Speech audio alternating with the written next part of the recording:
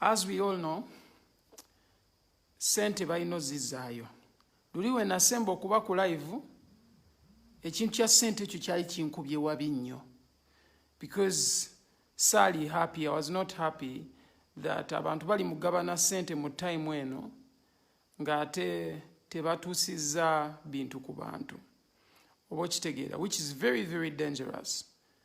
Which is very dangerous. Tuyina abantu mu government abatafaayo ku bantu. Bangi nnyo, they don't really care about you. They care about what they can get from you. Okitegeera. Kaakati, bwe ndaba omuntu nga Speaker wa Parliament, which is one of the biggest bodies in the Republic of Uganda, ng'avuddeyo n'agamba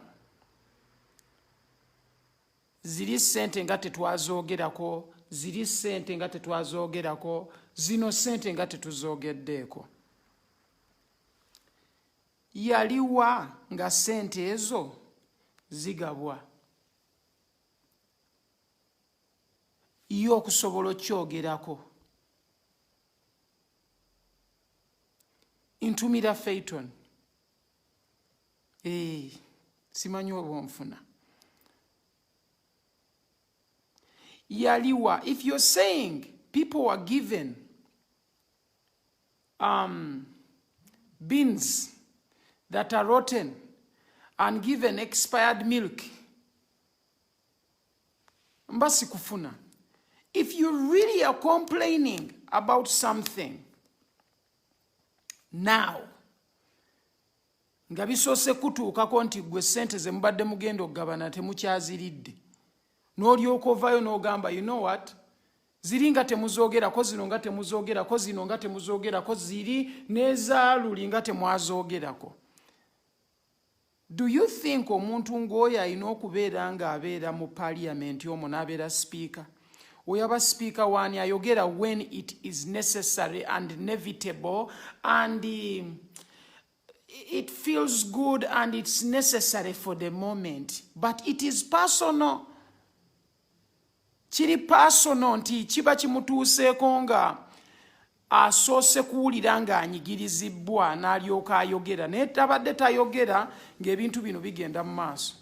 Bw'oba ng'obadde okaaba ng'ogamba abantu bagaba ssente, oba okitegeera, simanya sente eziri ze twawa gundi, ze twawa State House. Ezo sente nyingi, by the way, even the money that was given to the State House, ezo sente nyingi.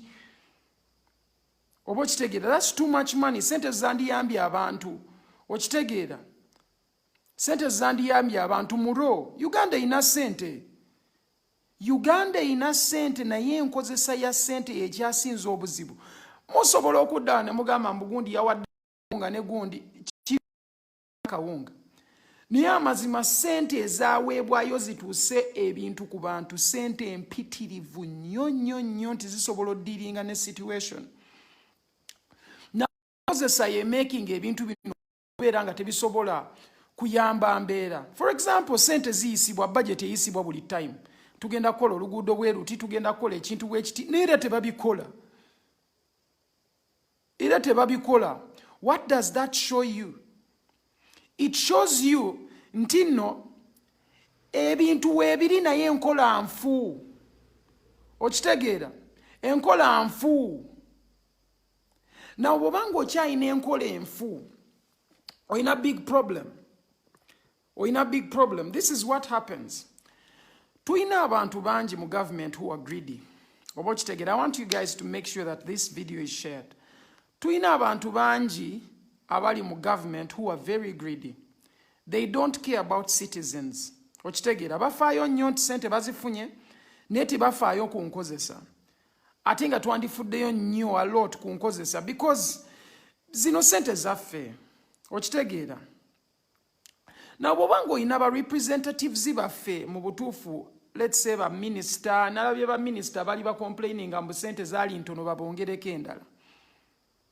These people earn close to 20 million. Is it 25? 20 million minister per month. 30 million. Ministers take 30 million. What about MPs? 25 million. Now this is the man to do what? To okugenda okwebaka. Okitegeera? They earn all this money to go and sleep.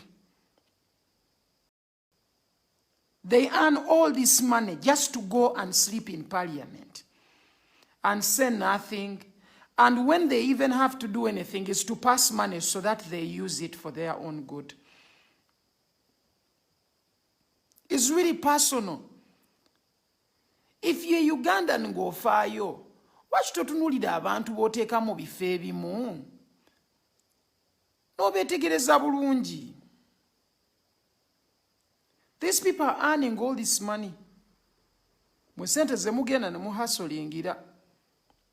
Gotosola manya musolo bwe gukutuuseeko naye munange n'oggula amafuta kuliko sente za government. Buli lita gy'ogula n'oggula ekintu ku Javas wonna. Indirect taxes nyingi nnyo ezisinga ne direct taxes. And these are things usually abantu abasinga bye batalaba because gw'otunuulira kintu ky'oguze. Naye totunuulira sente government zejjako. Ebyo tobitunuulira. And sagala tuveeyo tubeere nga tuvuma buvumi bantu. It's not worth it.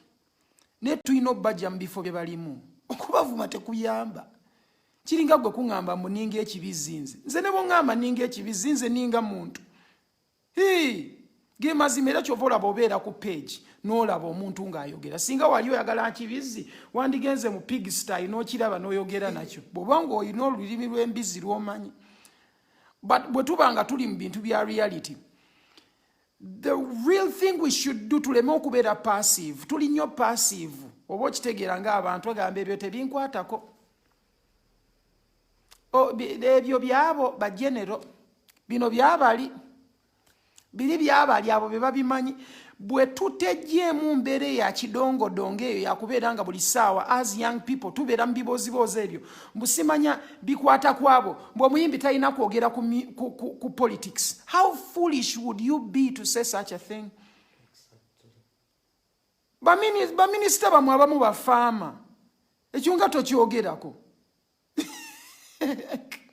They come from different backgrounds. Olumu maybe akola mu byobuvubi akola mu. The point is that omuntu wabanga ali mu position of leadership and to help people.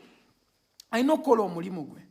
Okitegeera. Muro nga byampaka because gwe bw'obanga weewaddeyo n'ogamba ogenda kujja oyimirire mu position obeere ng'obaako ky'okola. That means be about your word.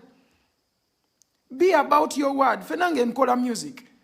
Goloza nasabako sente nga ngenda okukola corona song. Nakozesa amasannyalaze gange gensasulira sente nyingi nga tegandibadde ku layisi. Nakozesa byuma byange bye neegulira n'embishipinga n'ensasula ne taxes z'okubisasulira biyingire wano. Those are all challenges ze nayitamu okubireeta. Buli kyuma kyange kya studio nakigula US. Because wano tetubikola. Singa twali tubikola nandi supporting ze bagayi baffe. But byonna mba nina obisasulira. Okitegeera. That means I'm using money and I'm supporting the government. Wenvuga emmotoka yange sebo sente government efuna. Okitegeera. Ebe efuna, ebe ekola. Nze okubeera ne driving permit sebo government ebe ekola. All these people are actually working. So now what happens after my hard work, after your hard work? You get misrepresentation. You don't get accountability. Bafala bakwata sente ne bazikozesa ebyabwe mbusimanya biliyoni mmeka zigenda lwanisa nzega. Bw'ate twabadde tulina okukima ennyonyi nga tulina gijja Kenya. Ennyonyi ya biliyoni 3 gyewola. Twetaaga wenyi. Tulina otandika okugamba abantu bano baleme kuddamu tusiriwalirako. And I'm begging you to share this. Make sure you tell these people balekere kuddamu okutusiriwalirako. Tulina ofuuka robust tubeere serious. Tuve mu bino ebintu by'oku accepting ebintu reluctantly. We are not young. Mukuze bino ebibozi bye mubeeramu bino. Simanya Shira yayogedde kiri. Simanya gundi muve mu bibozi ebyo. Muve mu biboozi ebyo bya kisiru tebiyina gye bigenda kutwalanga ggwe. We can sit down here and just talk about sente ze basasula media, simanya media house sente ze sasula abantu. It's a good thing to talk about. But there are bigger things to talk about. Okitegeera. Gokubeera ng'omwana, let's say afuse ebweru, mbu yafuse mu busubi. Omwana lwaki afuse mu busubi nga waliwo omwana apamye mu nju. Nga waliwo omwana apamye mu nju ng'olimu ebyo ebiboozibozi. Ng'ate mu nju mw'osula byakuwunyirire. Eri mu busubi gye baafuse eri. Those are choices. Omuntu ogenda ku TV nakkiriza sente zakkiriza akolere aba n'ensonga ze. Okitegeera? Ye ayinza okuba nga awo waakolera. So that is salary and someone can accept anything. That is choice. You deliberately accept that. But waliwo ate ebintu ebitugatta. Waliwo ebintu ebitugatta. Okitegeera? And it's not really just about music. It's not just about your work. Maybe you're a teacher or this or that. Doesn't really matter. Big up Dan Flavor. It doesn't really matter. But the main point I'm asking most of you young people who are live with us, okitegeera, tuve mu biboozi by'ekisiru. Tuve mu biboozi by'ekisiru. Byangu byakwogera. I'm just being honest with you. Byangu byakwogera n'obeera mu biboozi ne munyumya kino ne munyumya kiri. Naye focus yaffe yonna yandivudde mu bintu bino byonna nedda ku ba politician. Nedda ku ba politician abo, abasajja abo bakola ebintu by'ekidongo bingi. Ate ng'ebyo ebintu bigenda ba affecting for a very long time. For a very long time. You are giving these people a chance. Mubeera awo muli passive. Okitegeera? Omuntu man ebyo ebintu nze kastandya daddy yaguze omugaati. Daddy tomanyi byayitamu. Oli mu biboozi bya mugaati. Oli mu biboozi bya mugaati. Waliwo atalidde, totally, tannalya. Nze ndwawo kulaba TV because za kidongo. Biboozi bya kidongo. Okitegeera? Otunuulira TV n'onyiiga ng'oyagala kikubo kyase nga te TV yo. Naye ng'omanyi obusungu we buva kulaba bantu bajja ku TV ba politician okusinika mannyo nga teri kisesa. Nga tewali yadde n'ekintu n'eki ekisesa. Mbusimanya twetaaga sente za billboard. Tuwanike billboard to sensitizing abantu. Ffe bwe twali tukola ennyimba ezisensitizing abantu twasaba sente mmeka? How much money did we the artists beg for to actually do songs that actually got to you? Ezo 00 biki byonna. We've done all these things in good heart, good faith. Why shouldn't the ministers, why shouldn't the parliamentarians do the same? They need to chip in. We used our resources to do this music. Okitegeera, n'oyingira mu studio ogisasulira. W'obeera osasulirawo. Amasanyalaze ogasasulira. Byonna by'okozesezza okusobola okusensitizing abantu. These are your own things that you are paying for. These are things you are paying for. Now you find someone, busimanya ba ministers ba recording bu voice, simanya bagenze ne ba recording bu voice okusensitizing abantu.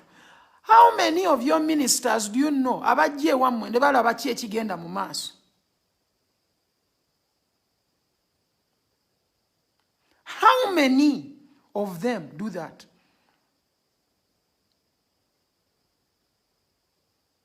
How many of them? Whoever is telling me about the Sheila thing, that is not the discussion I can get into. I've already told you that omanyi Bobi alina ekintu kyeyayogera nti ensonga ezitalina amakulu tetuziwa amakulu. Kakati ensonga eyo erina amakulu, sijagamba terina amakulu. What Sheila is talking about is good. That is her personal perspective of something. Okitegeera? Nze byenjogerako, it's not a personal perspective. These are things you live to experience on a daily basis. Gwomanyi lwaki abantu abamu bava wano mu Uganda ne bagenda ne babeera simanya Australia ne bagenda mu bifo bino ebirala byonna. People leave Uganda because they think they can't make it down here. And why do people feel like they can't make it down here? It's because of the governance. Okitegeera? Abantu bakubwa wano bazaake ne mubiwulira ne yameze akammonde. Osinika amannyo naye omuntu oyo naye seba alina family. Yabadde simanya agaba omukyere. Yadde agaba omukyere. But there are also other people on the other side of the government who are on a side of the leading president who are also giving out things. Nabo bagaba ebintu. Tewuli abakuba. Teri abatwala mu kooti. Okitegeera? But then n'olaba abantu simanya mwagala tuogere ku bintu by'ekyana ekito. Tuve ku bintu by'amagezi. Nkyasobola okujjana n'enkola jokes. Gobolooza siziina. I have so many jokes, my sweetheart. I have so many songs. Nsobola opostinga oluyimba buli lunaku for the whole year n'enkwata omwaka ogwokubiri. Because buli lunaku nkola ennyimba. Tusobola okuddamu ebyo. Naye tetwagala abantu kuwuliriza nnyimba mu mbeera eno ey'ekidongodongo ng'ate tusirise, ng'ate tulina kisobola okwogera. Effects za politics nene nnyo. Sometimes we don't even look at it ne tukitunuulira n'ogamba ekintu kino kinyaffectinga kitya. We don't think about the effect of what happens when people mismanage funds, when people misuse money. Musimanya health, they requested for 62 million and they were given 94. Was it 94 or 96? Around that. Now, if we are surely going to reluctantly accept such things to happen, if someone has told you, mbadde nsaba ompe emitwalo ebiri n'ekitundu nsobola oddiringa n'ekintu kino, nogaa nedda sigenda kuwa mitwalo ebiri n'ekitundu, ngenda kuwa emitwalo 25 nga nayo yagala mitwalo ebiri n'ekitundu. Tandiko kirowoozaako omuntu oyo aba akikoze mu mutima mulungi oba bakikoze afune zabbako. Wawulidde abo abantu nga boogera. If Kadaga is coming out to talk about how abantu babawa amata amafu ng'abyogerako kati ng'amata amafu bwe gaaliwo yali tabyogerako paka bwe baggyewo ssente ziri. You have to be vigilant. You have to be vigilant. This has nothing to do with Bobiwine, with Museveni or whatever. It has to do with everything we are seeing now and the change we need in the coming year. And the change we need in the coming year. Guys, you are young people, and all I'm begging you is to actually see these things and take them serious. These people say we are the leaders of tomorrow. Ne tebatuwa gap. Tebatuwa gap ekyo njala mberewo nga mukimanyi. Now bw'obanga owuliriza ebiboozibozi ng'ebyo, simanya you are the leader of tomorrow nga ne tomorrow tejja. Tomorrow never comes. You have a big problem. These people go in the parliament and take time and sleep. They have nothing to talk about. In the coming years, we want a parliament that can be seen live on TV every time they sit to talk about everything they talk about. Nothing should be hidden. Tulina okuba involved. If possible, nga abantu basobola okuba nga balaba. Buli kimu ekigenda mu maaso. We need to have that. If we do not have that transparency, whereby osanga speak of the parliament ng'agamba ezo sente zaafulumye mbu buli kimu mu kibuuze nze bakusangewa. Buli omu ajje ng'anoonya gwe akubuuze gwe. Ng'ate abantu be twalonda, they are different people from different regions. They are supposed to be accountable. They are supposed to be accountable for their regions. You as a speaker should not say that. A speaker has no right anywhere to speak for every parliamentarian, every MP. These people were sent by their divisions. bwe tutuula wano ne tukkiriza omuntu ng'oyo ga nze buli kimu kiyite mu nze bye bino ebizibu bye tugenda osanga. You have one person who actually sits somewhere nga yegwe muyino yombesa nga ate abamu bakolagana nabo kola amanyanga mubatunuulidde. Why should we look at you alone? You're so special that gwe tuina laba gwe buli akola ebyembo omulala tumuleke. We just watch on. Tulinde tukwe tuyombe naawe. Guys, let's be serious. To be serious. And this is something that goes to the young people. This is going to the young people. Tuyina okubeera nga ffe abali mu parliament. Abo bagayi bwe tunaabeetaaga tujja bagamba batuwe ku advice because we respect them. Ne advice gye twandibaagazza, I don't think bagiina because they've not given us a good example. Tebatuwadde example nungi. Okitegeera? Omuntu ng'akola ebintu by'ekidongodongo nga takuwadde example nungi. Lwaki?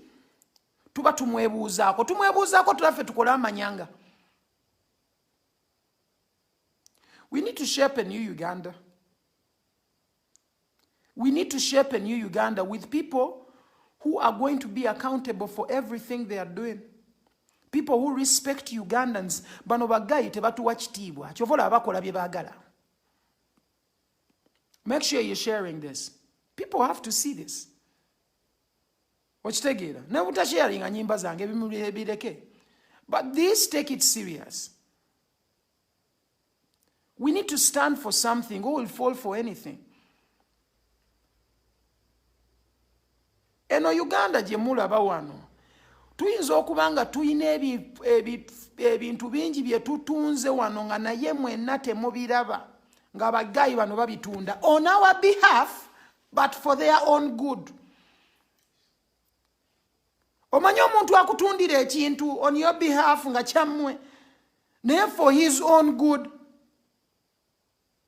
You sit down n'oseka n'odda mu bino ebibuuzo ebibeera ku TV. Tuyina okukola TV zaffe nga zino z'olaba, where we can come and speak sense. We come and speak about things that make sense, things that will make a difference. We need to go somewhere. Tuyina okulinnya eddala tubeeko gye tulaga. Tetusobola kulinnya ddala nga tukyali mu bino ebyaddiriddaali ng'ebyo. Bano bagayi tuyina obbagamba. They need to know. Okitegeera? And I feel so bad in ndaba zino programs of politicians. Tebampita. Simanya frontline. I want to see these people mbaku blasting nga tuli awo. Mba checking nga tuli awo. Nati balowooza tuli badongo. Tutwatuule eyo tuli bisirusiru. We have done research on politics. We have done research on most of what you people do and what you don't do. So before thinking twajja wano nga abavubuka mbu tetuyina nnyo mulamwa, abavubuka tuyina omulamwa.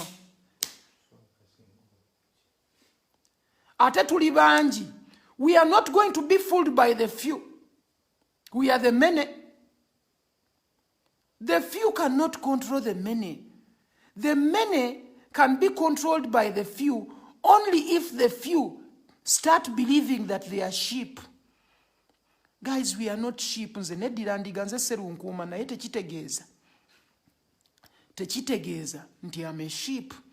I am a human being who thinks, who breathes, who feels. And I'm saying who can hear will feel. Tell some people who are not watching this that this is real. We have to get on the battlefield. This is signed and sealed. There is so much pain, guys. We could sit around here, but man, we do not see people. Tetulaba bantu man. Toyitako mu malwaliro n'olaba pain abantu gye bayitamu. Okitegeera? N'olaba abantu nga tewali abakolako. Okitegeera? Nga teri abakolako. nga bantu balinze ssente obakolako. Niye abantu abandi badde bafaayo ne bamakinga sure nti abantu b'omu malwaliro basasulwa bulungi. Eddagala weeriri ng'ate abantu balifuna ku ssente entono basobole okuyambibwa.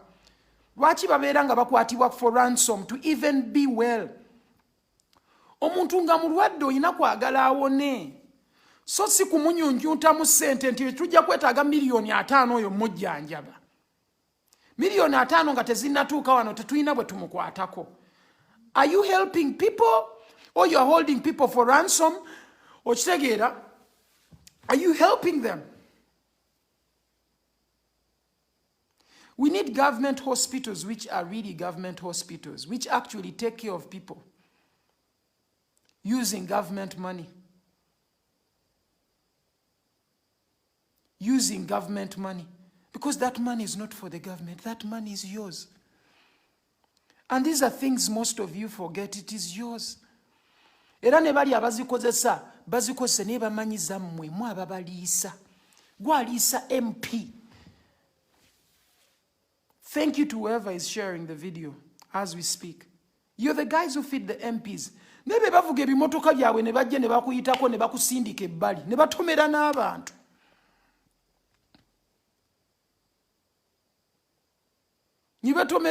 They don't care.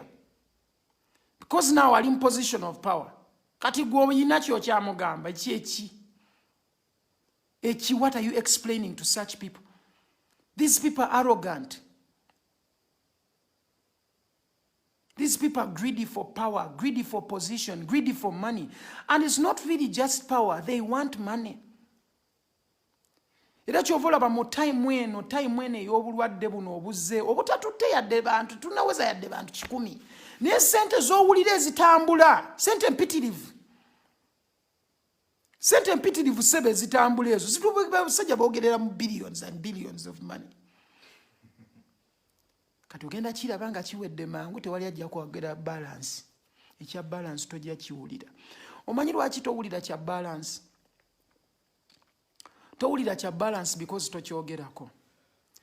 When we start holding people accountable, when we start telling people mwe sente zaakosebwa naye nga mwakosezaako mmeka kuki Eddi, these are the things we have to ask. And when you see people saying I should be ready for Chiboko, I'm not on that level. You wait if anything happens to me. You just wait for that.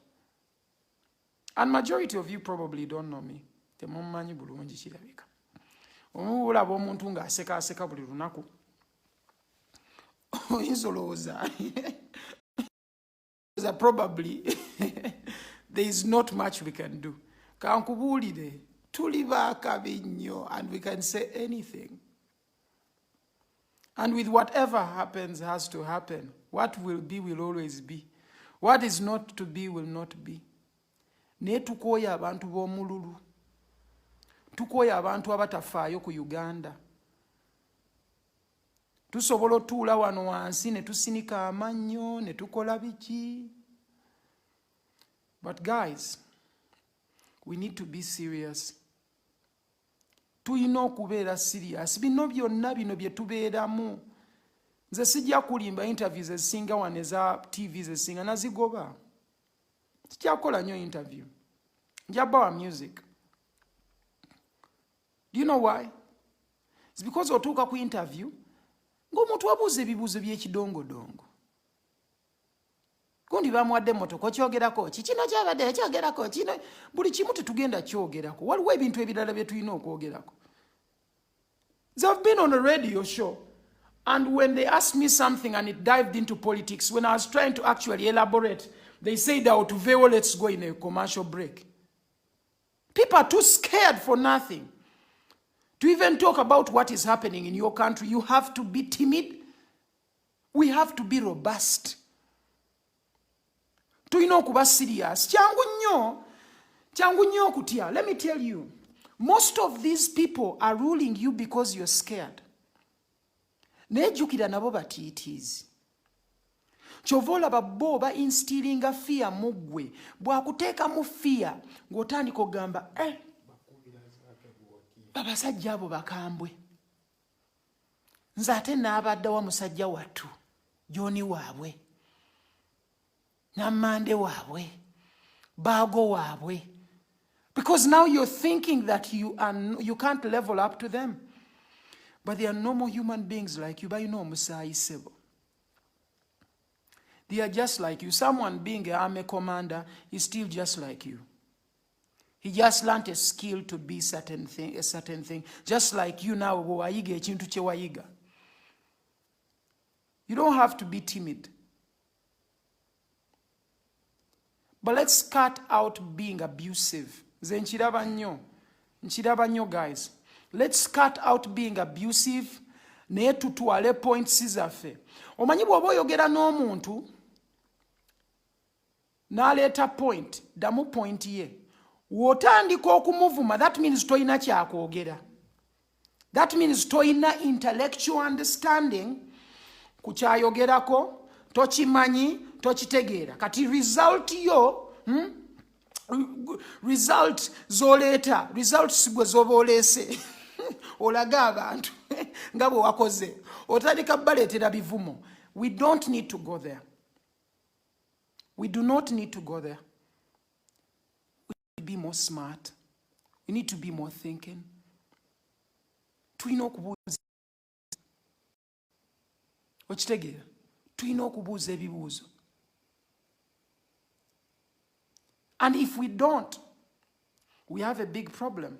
Because teri Engeri yogenda kakasa muntu ng'ovuma muvume. Mubeeko gye mugenda. Teri gye tugenda genda. We cannot go so far. We can only go far if we are smart. We can only go far if we are learned. And I'm not saying boyina genda mu ssomero berenga wasoma nnyo and all that. No. N'okwegatta ku bantu abalina bye bamanyi. Get mentors who are real. Abantu abategeera, abantu abareasoninga, beegatteko. Build something. Then ojja oyogere ky'oyagala okwogerako. Ng'olina understanding yakyo. Ng'olina understanding yakyo. Tuve mu bino ebintu by'okwevuma. Tuve mu bintu by'olugambo. Olugambo lwangu lwakubeerako, guys. It's very easy. Oyinza okwagala ebyo biboozi, simanya Epasi, Flavia, simanya Epasi, Mathake, ebyo bintu by'omuzannyo bibeereyo. Naye man, guys, we tujja mu bintu ebiri serious, let us be about that. Buli time eyina ebintu ebigina okugibeeramu. Waliwo time y'okuyomba, waliwo time y'okukola kiri, waliwo time y'okukola kino. So let's understand that there is always time for everything. And let's respect time because we don't have so much. Okitegeera? Tutuyina nyingi. Nze nina emyaka 3. Okitegeera? 30 years. Nsigaza emyaka emeka mtuuke ku 5. 20 years only. Nafa ku myaka emeka simanya, I may even die tomorrow but one. Whatever it is. But my drive is to know that I will die soon. Now, if I know I can die any time, what should I fear? Why should you fear? Fear is redirection of energy. No one is sure about what happens after you die. So let's stop worrying about certain things. Let's stop worrying about certain things and start thinking about the moment that we are in. Let's think about now. What is happening now? Kyekigenda mu maaso. Tugenda kitereeza tutya? Kyekitatambula. Ani atulemesa? Byebino ebintu byonna bye tulina otunuulira. Tuve mu bino ebiboozi mb'omanyi abo batambaala otya nga bakambwe nga balina kino nga balina kiri. But even them ku time emu bali tebabirina. At one time bali tebabirina ebyo by'olowoozaako. They did not have these things. So what does that bring to you? What does that bring to you? Chichofuna Muwonge, what do you think when you hear something like that? olowooza wandibadde awo wooli singa tewadeyaringa kola bintu bimu. Olowooza nandibadde wano singa saafaayo kubaako kyenkola kuyimba. Okitegeera? Sandibadde wano. Okitegeera? So steps ze tututte okutuuka mu bifo ebimu, ze steps ze zimu ze tulina otwala okugyayo obusungu bwaffe obulaga abantu abali mu positions of power. They have to change how they are doing things. And young people have to take over because it's our time. The moment we're turning kokulowooza eno si time yaffe era tejja beera yaffe because we are thinking like as if this is not our time. But this is our time and we deserve change. We deserve people who care about the people. Okitegeera? Because ne bano bagayi bava muffe. Naye bava muffe naye be bakyasinza omululu. Kati abo tetubaagalayo. Waliwo abantu abalala be tuyinza otteekayo. Probably bo banaagezaako.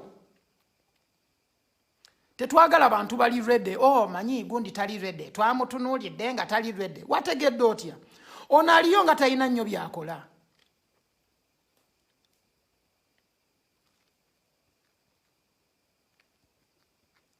Aliyo nga talina nnyo byakola.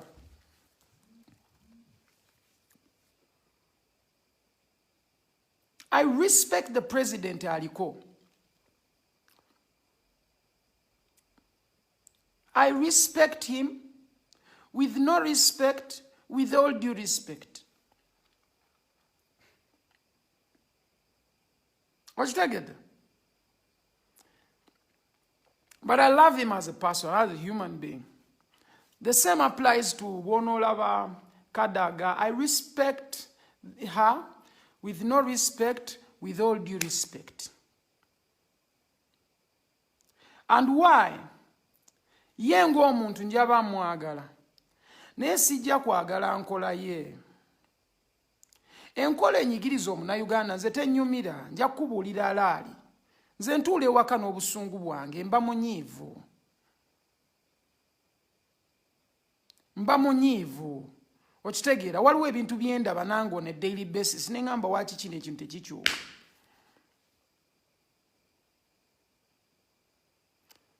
And for those people who don't know that I've done songs about these things, we have a song like Amenvu.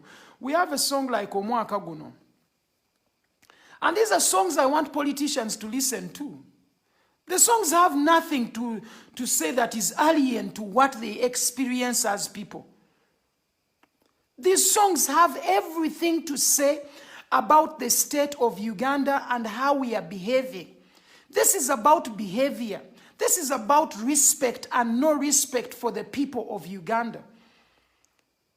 Tulina okwewa ekitiibwa. Abantu abali mu positions abo mbowa ekitiibwa gundi si ba kitiibwa. They are not honorable people.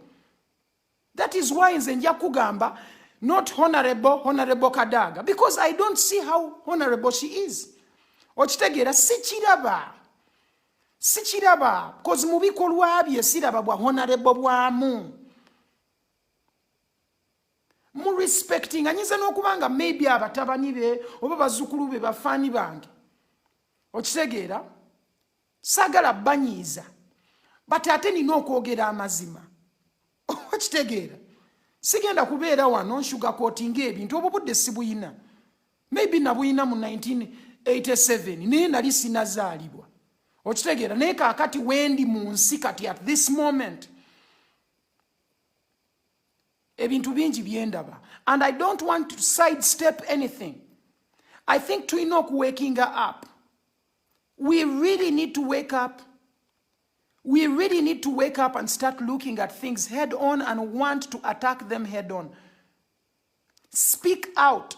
Bolaba omuntu ng'akoze ebintu by'ekidongo tumugambe. Tuve mu bintu by'okusugarcoating ebintu naye abantu tetubavuma bano abadongo. Tetubavuma. Tituvuma mudongo. Niyo omudongo tumugye mu kifo kye. Byakozeeko bimala akooye. Omudongo batumulaba nga akooye aveewo. Akooyemu. I hear people I keep disappearing from the struggle. Let me tell you one thing that you should understand. I am not in a struggle. I am not struggling. Gwe byolowooza struggle. Sikumanyi sikulabangako yadde omulundi n'ogumu. Toli muganda wange, toli kyali wange. But you are just another fellow Ugandan. Gwe obanga oli mu struggle gibeeremu. Era lwana. Okitegeera? Nga nange bwe nzize wano okwogera n'abantu. Sizze bagamba kubeera mu struggle. Ekisina kyogera. Buli kimu kye njogera kiyimiridde ku mulamwa gw'okumakinga sure nti ba politician abali eri abatakola. Kaabe wa Besigye be mugamba musimanya oli opposition. Kozi tulabye musajja ki owa Besigye yabadde agamba mbu sente tezimumala. He's from Obachira municipality. I'm not sure. Yeah, Bamwita batya? spokesperson. I think it's a spokesperson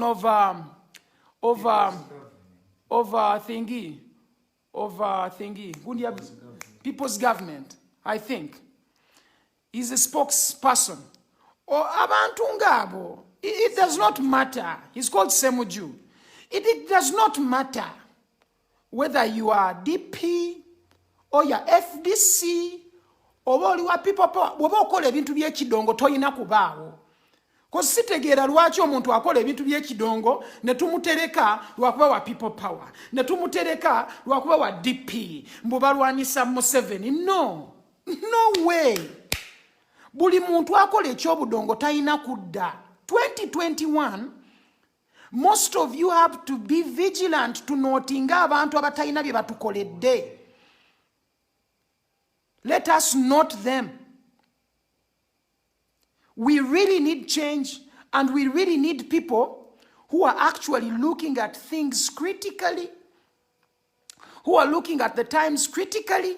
Vambana abantu abewewe emirimu egyo kidongo msimanya mbadde njagala nkozese ambulance mbadde njagala ntwala abantu bwenti.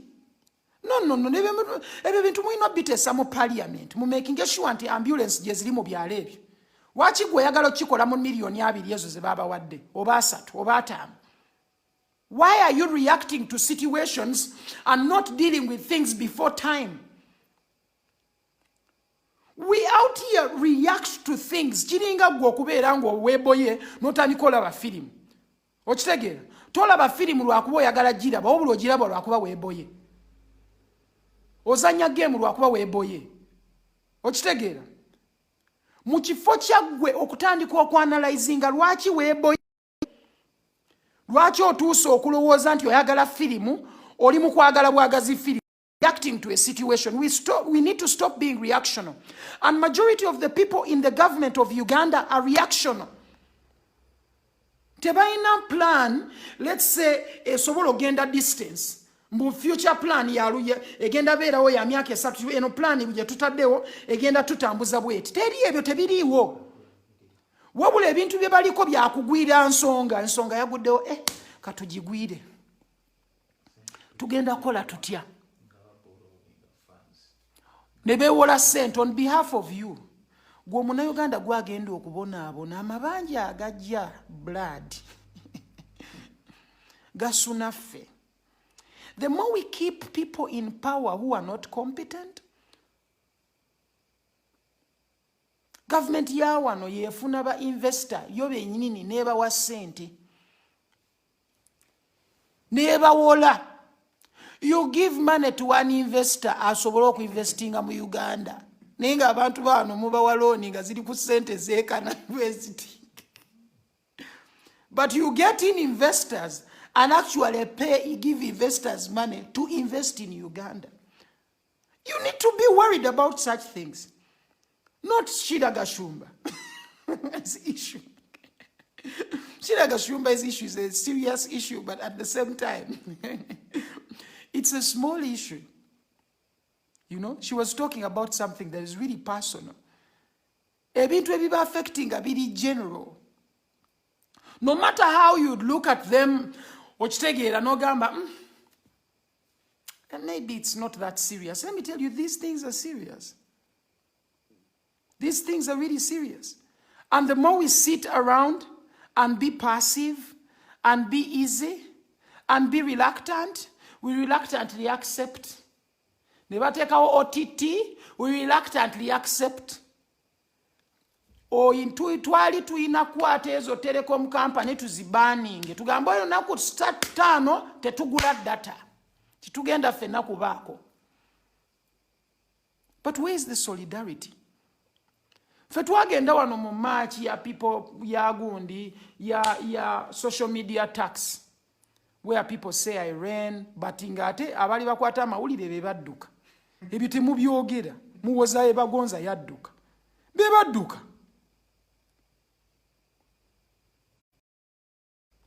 But ebintu bino birabira mu side kintu kibi nnyo. Naye bwe twagenda twayogera n'abayimbi, twalina group y'abayimbi, ne tubagamba guys, to understand nze ku kintu kino. But brothers, let's come together. Let's come together for everyone. Ne tuyimirira. Blood. Mu group twali twogera abantu babiri. Mu group ejjudde abayimbi bayitirivu. We were 2 people speaking in the group. Nze ne Bobiwine fekka. Nga tugezaako bagamba ekintu naye nga tulinga aboogera naffe. Nga woyogera ne kyaliwo mu inbox nga mulimu babiri ng'omu DM nze personally. Group erimu abantu nga 4.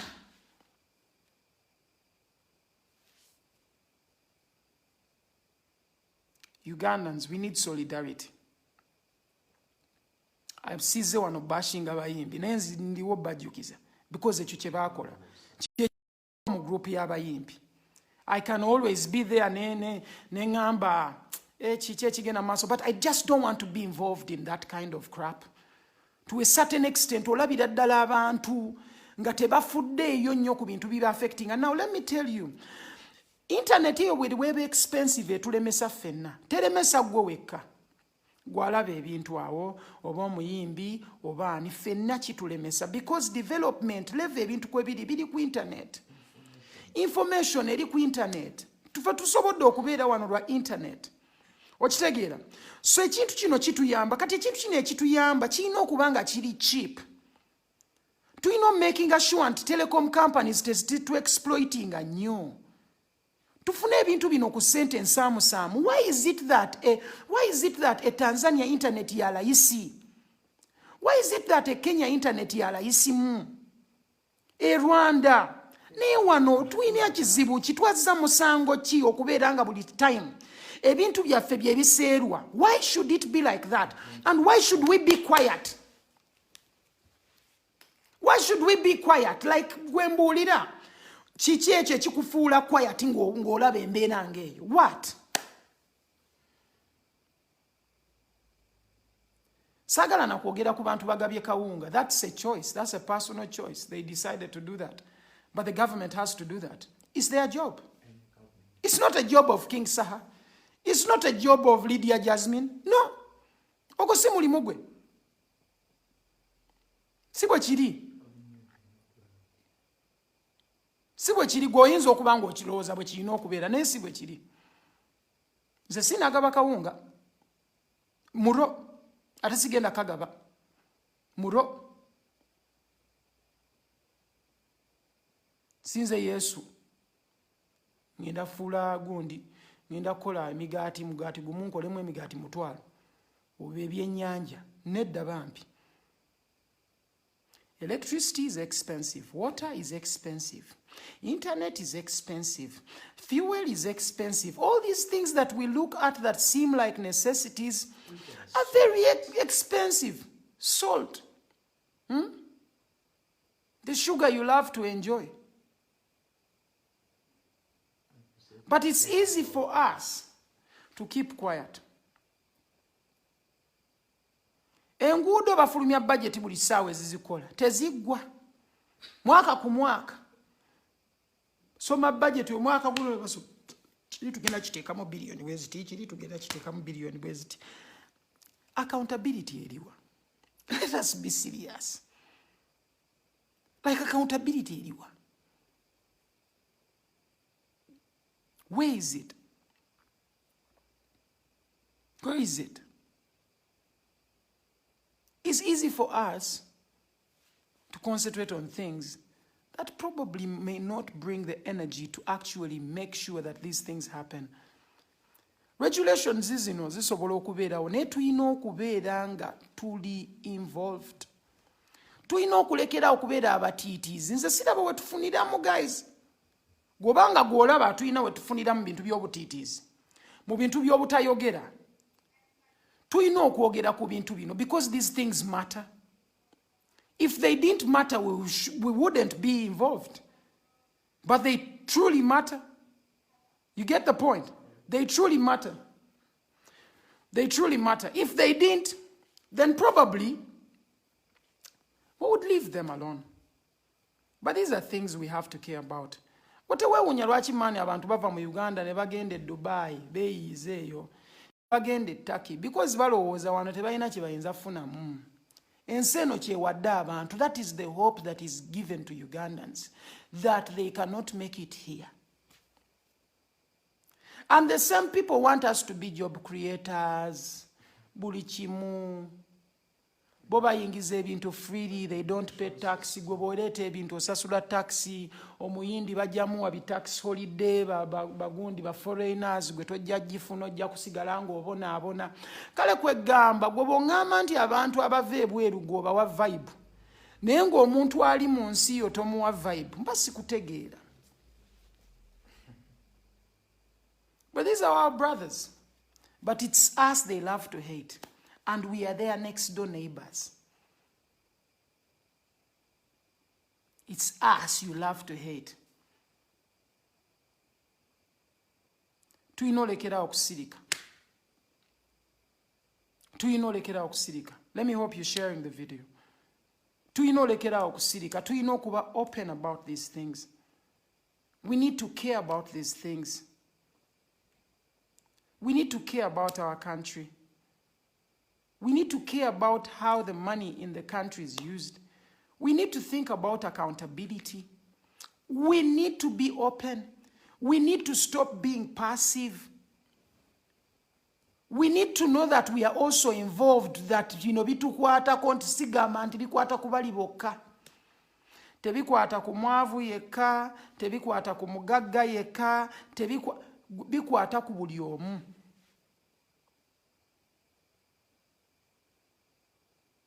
Tuyina osituka twogere. Tuve mu bintu by'okusirika.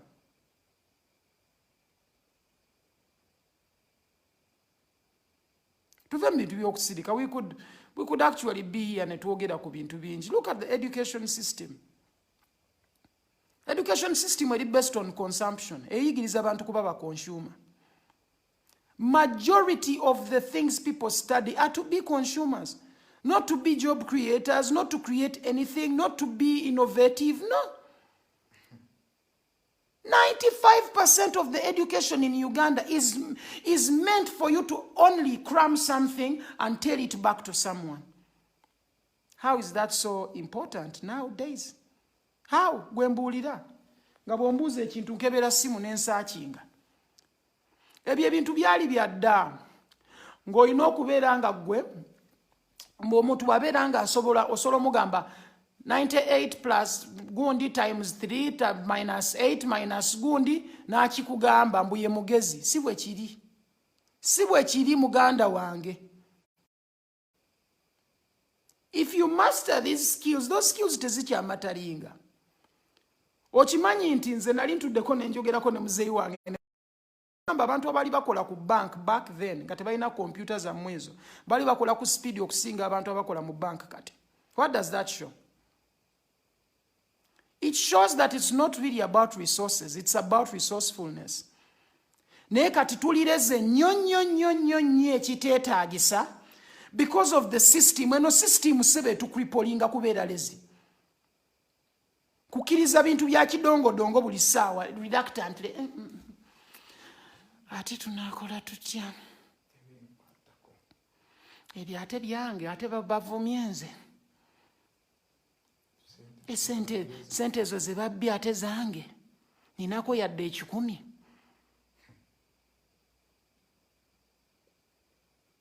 Guys, ebintu bino byammwe. Ebintu bino byammwe. Gw'ojja kutuula awo olowooza ebintu si bibyo. ebintu bikwatako. Ebintu bikwatako bino. Era buli wozuukuka ku makya, don't just look at yourself. Look at Uganda. Look at how best Uganda can be. Mu buli kyokola, ffe tukikola mu music, some of us, we want a better Uganda. We want happy people out there. We try to do music for everyone. Nkola music nga buli omu asobola omuwuliriza. It doesn't matter oba gwe Muhoozi, oba gwe Bobby, oba gwe Dani, oba gwe Patricia, oba gwani, oba gwe Tumusiime, oba gwe Kaguta, whatever your name may be. We do for you music. We don't discriminate. Naye laba politics wa wano bwa discriminating. Osobola olaba abantu mu parliament nga bonna bakadde kumpi. Where are the young people? Minister bonna n'obalaba nga bakoowu. Ffe tuliwa, tetulina mugaso. Ate nga ffe bangi. We are practically probably 75% of Uganda. But omanyi lwaki tetuli mu positions ezo? Do you know why? Do you know why most of us young people are not there?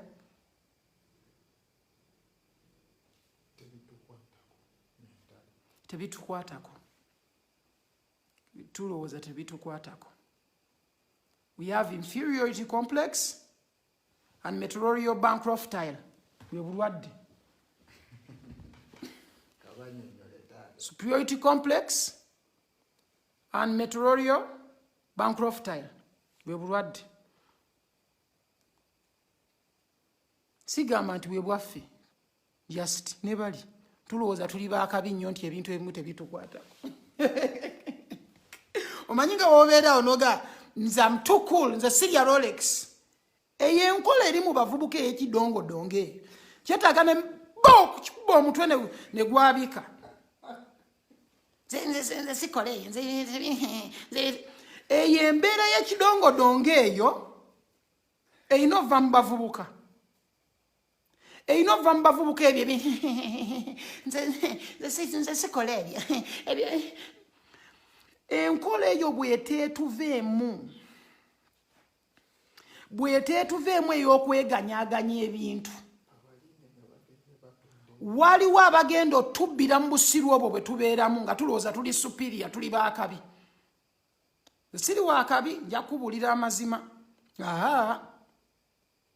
Ndi wa bulijjo nnyo. Era ninange nina okumanya nti probably nange nina ekintu kye nsobola okugattawo newankubadde ndi wa bulijjo. Naye ate bwe tubeera aba bulijjo nga tetulina eswaga lingi n'amalala nti ebintu ebimu tebitukwatako olw'amalala oba ebintu ebimu tebitukwatako because tuli okay. Eyo side tulina ovaayo. Eyo side tulina ovaayo.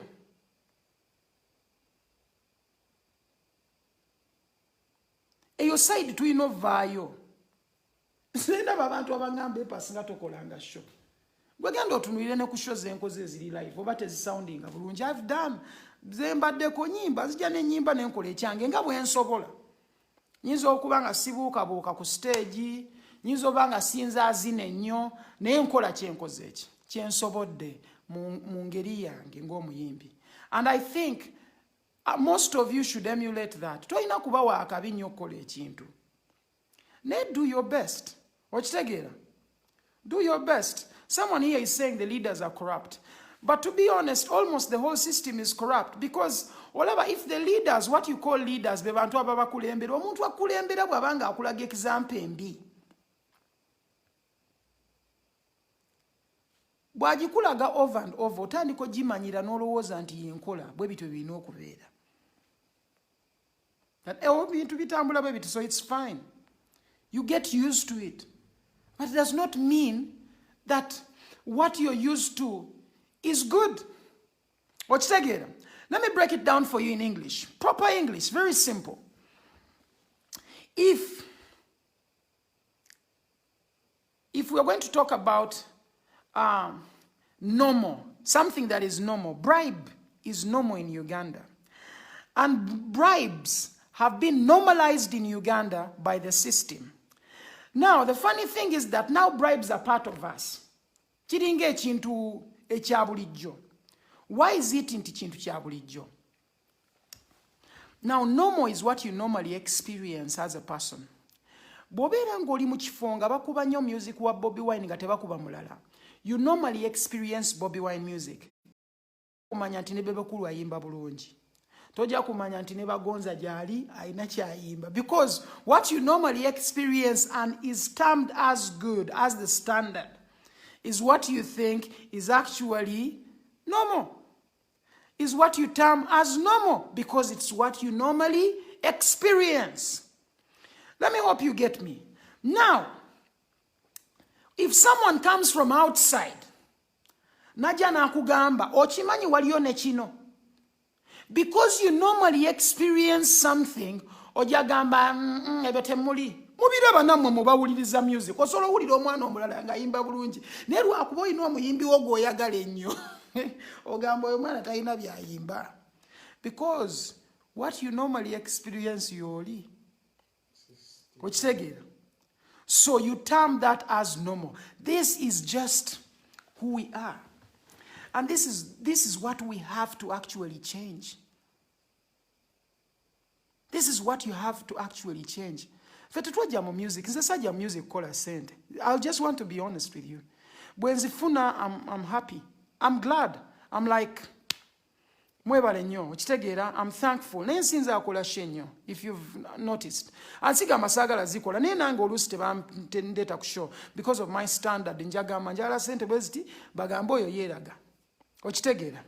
Naye lwakuba neemanyi nti nina value yange. Guys, mwemanye value yammwe, oba teweeraze. Oba omanyi kyoli, oba omanyi what you stand for. Know your value. Bw'oba omanyi value, tojja kkiriza politician kumanyira kukola bintu bya kidongo because you know your value. Bw'oba ng'omanyi value tomanyirwa. Bw'oba ng'omanyi value yo, abantu baba bamanyi value yo. Naye bw'otagibalaganya n'agimanya. If you practically probably know your value, naye ng'ate wabikuuma mu kisenge. Ani anaakimanya. Kiringa gamba mbu you have the best bread in town, oyina ka bakery. Neka bakery ko ogamba kayina omugaati ogusinga the toughest bread in town. Nenga tewali yali aguliddeko. How is it the toughest and how is it the best bread in town when the town has not consumed the bread? So what you have to understand, what you have to put in your mind, what you have to put in your mind is that we have to stand for change. Muyinza ogenda ku NTV ne mulaba agundi biribe babatolinga ku NBS na NTV ne mubiraba. It's good. It's a good thing because you're getting entertainment, ofunamu ka vibe, no relieving a stress. Everyone is entitled to what they are doing. But if someone is put in position to lead people, they should do what is in favor for the people. That has nothing to do with compromise. There is no compromise. We should stop compromising and we should stop being passive. Let me tell you about compromise. Compromise, kwe kugamba tugende 50-50. Nti demu abadde akugambye, honey, engato eyo gy'oyambadde, ngambadde sijagala ya black. N'omugamba mukwano ene engato gye njagala okwambala.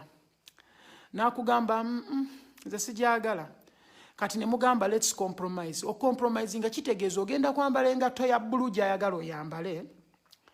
Emu. Then ku side eri oyambale ya black. Mufulume ebweru bagambe eti oyo omusajja ne mukazi we badongo. Badongo labo omusajja ayambadde engato ya blue ne ya black. Compromise, going halfway. Going halfway. We need to go full force on a side. No gamba, kino tutugenda chikiriza. Toyina genda halfway. Mani babadde baganye. Naye kasita batuwadde kano. Tuve mu kasita. Tuve mu bintu bya kasita mu kasita. Kasita bakozeeko kino kiri tebakikoze. Naye kasita batuwadde hafu ya kawunga. tebakusalidde ku masanyalaze mu time eno gy'obonaaboneramu. These are the people who care about you. Baagala obeere mu nzikiza. Ebyo tebabyogerako. Tebakusalidde ku mazzi mu time eno yadde okugyawo sente ezo ne bagamba no, kino katukikolera abantu. Ebyo tebabikoze. Tebyetaagisa. Osigala osasula amasanyalaze nga bw'obadde ogasasula. Ogenda sigala osasula renti nga bw'obadde omusasula. Ogenda yita mu challenges zino zonna nga teri akuyambyeko. Naye nga walonda omuntu yali tamanyi nti time eno ejja tuuka nga oyisigadde mu nju naye nga bambi ez'amasanyalaze tokola ki? Toziina. Nga n'obudde embeera eno bwegenda omalawo tobumanyi. Naye omuntu oyo ye geemu gyakuzanyiddewo. N'akuwa akawunga. N'akuwa akawunga. Mbeko kye mbasomera wano. I love reading. So nina kye njala okulaga. Akawunga kalimu gundi ki, values ki. Because there are ebyokulya mulimu proteins, mulimu carbohydrates, mulimu fats, mulimu calcium, mulimu sweets, mulimu salts. Okitegera, these are all different things. Kakati, white rice, only rice. Rice ina carbohydrates. This is something I want to teach you. Rice contributes to the diseases related to rice are constipation, abdominal bloating, gas, and shortenness of breath. That is what rice causes. But still there is a different rice abantu gwe balina okulya asobola obutaleeta bintu ebyo. Maybe in one gundi nja kuba nkola a video probably on health as well. But if you're thinking about it, things like wait, I wish I would find Posho here. You know, I read about that and all these things a lot. Just okufuna understanding y'ebintu bino. Because ebintu bingi but ate nga bina diseases zituleetera. Naye lwaki bwe mba mwogera COVID-19 and talking about all these things, why don't they talk about immune boosting? Lwaki teboogera ku fruits abantu ze bandibadde balya babeere nga immune system zaabwe ziri strong? Okujjako baweereza bimessage wano buli ssaawa nti ekirwadde kitta, ekirwadde kiriwo ekiti, ekirwadde kiriwo ekiti. We cannot base ku kirwadde ne tutabeesinga ku ngeri gye tuyinza okweyamba ku kirwadde. This is old. I believe so. I believe so. It's one of our biggest problems. Now think about it, guys. Someone is saying Posho is full of starch. Even carrots, you know? But lwakuba tetubimanyi. Tetumanyi nti amengo oyo bogo y'omuwanvu yava India tava na wano Uganda. Bintu mwaite mubirya. You Africans muyina ebintu bye mwali mulya. Babi bajja kodda. Now the fact is that we have to go back to our roots to berenga tulya bulungi. Besides all these things, let's say government, let's say bichi, tulina okubanga tulya bulungi because ebintu ebyo bituyamba emibiri okubeera nga giri strong. Okitegeera, immune systems zaffe nga ziri up. Okitegeera, okusobola omubiri okusobola okwerwanako. Bwe twali obwana obuto twazanyiranga mu ttaka twakolanga ebintu byonna bino byonna. Naye that means buli ttaka lye wazanyiramu ebiza ebikyafu bye walya omubiri gwali gusobola okubirwanisa because guyina good bacteria ezirwanisa ebintu ebyo mu mubiri gwo. Okitegeera. So exercise gw'okubeera let's say ng'obadde olya ebintu ebikyafu omubiri guba gukola exercise. Guba gukola exercise, guba gwerwanako gwokka. Guba gwerwanako gwokka. Now, if we are not learning these things as well, and we are spending more time worrying about a disease and not worrying about what we eat, we have a big problem. We should be more worried with what happens after the disease. We should be more worried with our health. Gusanga omuntu seba tafiirayo ddala ku bulamu bwe na healthy. Let me give you an example. If someone came and told you nti emotoka gy'ovuga eyo bw'oginyweramu sigala ecloginga engine, tewali ayinza kunywera sigala mu motoka because emotoka abaagifaako nnyo. Emmotoka abaagifaako nnyo. Era gyafuluma ebweru anywe sigala we naye sigala causes lung cancer, causes all these other problems. And to be honest, I'm not bashing anyone who takes cigarettes, but you know what you are taking. You are taking death. You are taking poison. Nze nina nange jjajja wange ssebo ng'ayagala nnyo sigala. Naye yamuvaako to a certain extent. But the point is that ebintu bino ebimu bye tutekinga in. Some of you may feel offended nga njogedde ekintu kimu, but you feel offended because you don't want to let go of what you are holding on to. But what you're holding on to is killing you. It is killing you slowly. Do you know how many people die of so many things? And it's just because of how we eat and how we move. The government yejja taxes ku sigala akutta beba abantu abakwagala ne bajja ebyo ebintu byabwe ebweru ne babikuleetera wano ne batandika n'obikolera wano baba basobola. These are the people who love us. These are our neighbors. Bajja taxes ku bintu ebitutta. You wake up in the morning and say thank you. Get drunk at a cost of 500 shillings. Okitegeera. N'onywa omwenge n'ofuna ettamiiro ku bitaano bwe biti. Liga yadayogera, one of the ministers I think was talking about omwenge tegulina nnyo buzibu biki. Kutamiira ssebo kintu kisi kirungi. You may want it, you want to get high biki, it's up to you. Okitegeera your choice. Era kyovola tulina ennyimba nga chupa ku chupa. Niye tetutigamba nti funa ettamiiro. Otandika okutomera ebintu. Ebintu tunagendayo muganda wange. Kyekyo tekirimu mu luyimba. Okitegeera? Tekirimu mu luyimba. Because the reality is that we have to look at things critically. We have to be critical thinkers. Tuve mu bino ebintu by'okunoonya obunoonya ebintu by'ekidongodongo. There is someone saying, why is this about cigarettes? I understand why you're even putting up your comment. I'm not worried about you. Yeah. That comment is something you can use to get something to eat in the morning. Because they say, because that would be more practical, I guess, and it will help you. But I'm just breaking this down for you, because most of you muri passive and change agalo bagamba tuino kwefaako nnyo. When I brought up that thing about health, I am reminding you that you have to take care of yourself. Okitegeera? Because wewefaako ne bino ebirwadde bye binajja bijja bate bikusobola. Because ojja ba w'amaanyi, oba ojja kuba weefuddeko. Ojja kuba weefuddeko. Naye who are we? Can I explain to you who we are? We are the kind of people abajja okuba nga olwadde n'ogaana ogenda mu ddwaliro naye embwa yo n'erwala n'oleeta veeti oba n'ogitwala bagijjanjabe ne bakuwa n'empiso gy'olina ogikuba n'ogikuba ku ssaawa zennyini z'olina ogikuba naye gwe bakuwa eddagala n'okomawo waka n'otalimira. I'm just giving you, that is 90% of human beings in Uganda. Yenkola yammwe. Yenkola. Paka omuntu ng'afunye sukali ng'alina okwekuba empiso. But yenkola. Yenkola nti gwoba teweefaako nnyo. Naye ate ebintu ebirala.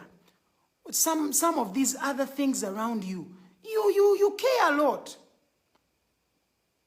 Naye ate ebintu ebikwatako byennyini tobifuddeeko. That's why I came here live. I'm not here simanya I came here to waste time. Nedda bambi.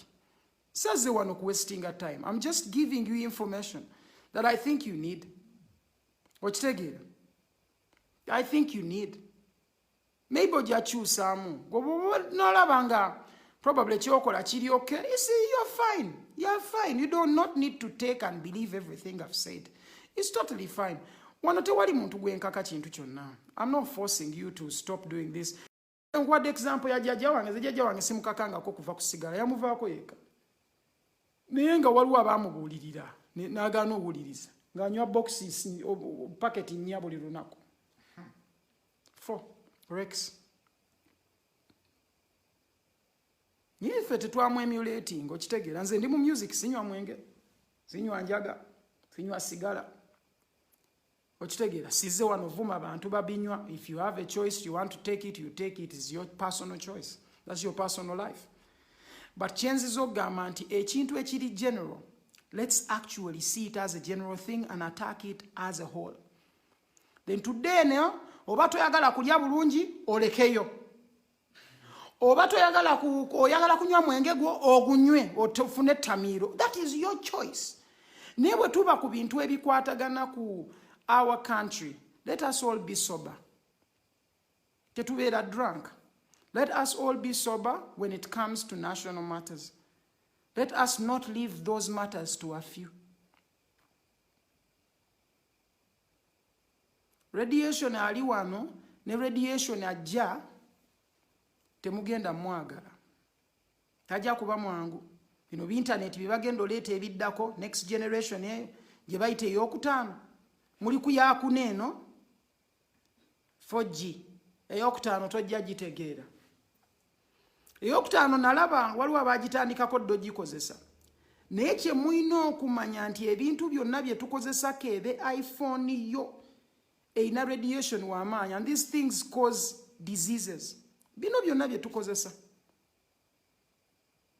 Naye because tuli passive tetusobola actually kwogera ku bintu bino netugamba bino ebintu bye mutukoledde bino implications zaabyo ku health yaffe eri ki? Ne blood tugenda fa mangu ate tugenda fa ebintu by'ekidongo. People are already dying of anxiety just kubeera ku social media eno tafunye like zimala. Negala okwetta. Tebamupostinze ku birthday abantu tebaaweze. Nawulira yenna nga talina bulamu. Nalwala n'okulwala naye nga ki ekimulwaza? What really? What really ki ekimulwaza?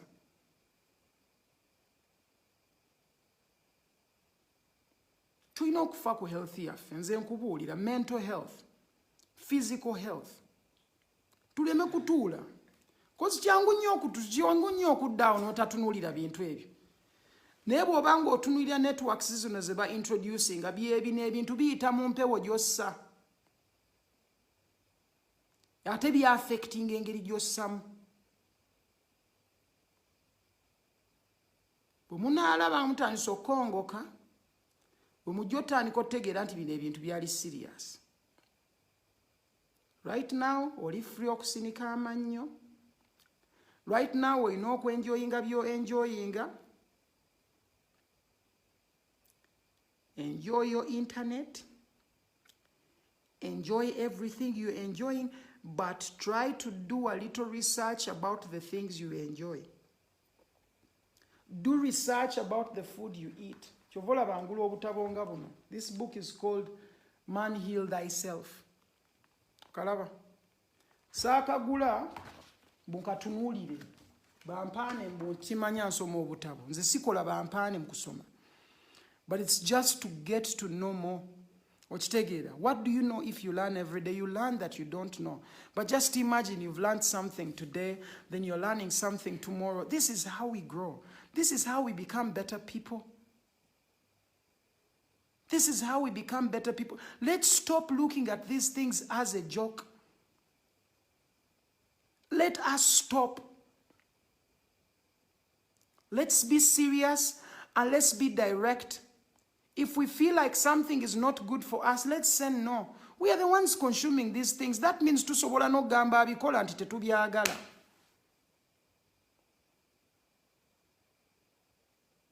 Okitegeera. Guys, let's wake up. All I'm saying is let's wake up. I do not want to say much today. But still, I would love to wish you like a blessed night. I would love to wish you the blessed next days. Be more vigilant. Be more careful about what you consume, because you are what you eat, my friend. You are what you eat. You are what you are what your perception is. Kyonna kye bakuwa n'okitunuulira n'olowooza kye kituufu, that is what you are. Now, kati whoever is controlling your perception, your perception is controlling you. Buli akontrolinga ky'olowooza ky'olaba akontrolinga ggwe.